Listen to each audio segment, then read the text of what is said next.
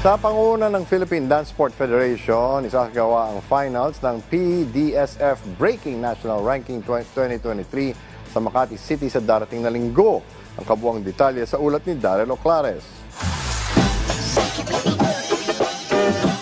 Magkaharap-harap ang mga pinakamahuhusay na B-boy at B-girl sa buong Pilipinas sa National Finals ng Breaking 2023 ngayong linggo sa White Space, Manila, Makati City. Mula sa pagtutulungan ng Philippine Dance Sport Federation, Philippine Sports Commission, Philippine Olympic Committee, Presidential Communications Office, Radio Television Malacanang, at Representative Yeda Romualdez ng Tingog Portales, nagsagawa ng serye ng mga qualifiers ngayong Agosto sa iba't ibang panig ng bansa para masala ang mga magiging kinatawan ng bawat rehiyon.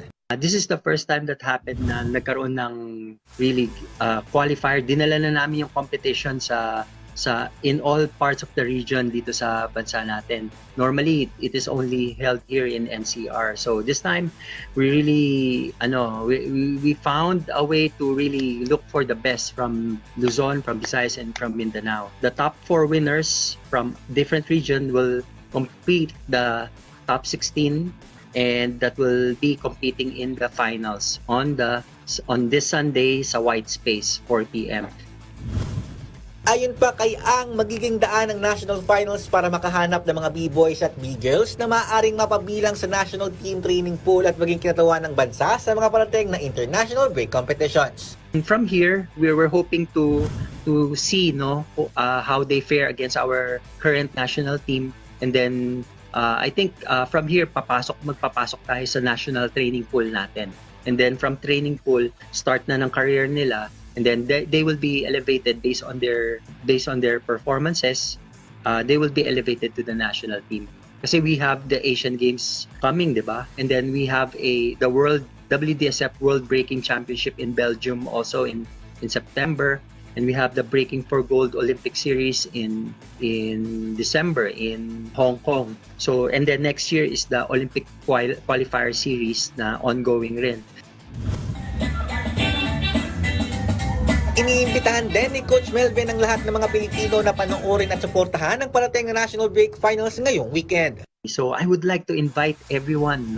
This is exciting. This is the first time that it's happening that the best breakers, B-girls and B-boys from all over the country will be in Manila this Sunday. Samantala, inihayag naman ni Pangulong Ferdinand R. Marcos Jr. sa isa sa kanyang mga vlog na umasa siya na makasali at makakuha ng medalya ang Pilipinas sa breaking na opisyal na magiging bahagi ng 2024 Paris Olympics. Maraming kaganapan sa larangan ng palakasan. Isa na dyan yung pagsali sa breakdancing.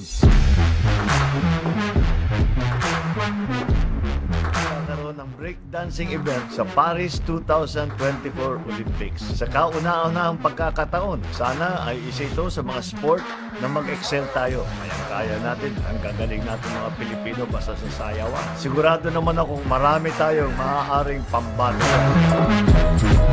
Bago naman ang huling tapatan sa linggo, gaganapin muna sa Sabado ang qualifiers para sa National Capital Region at South Luzon na isasagawa sa Rizal Park Open Auditorium.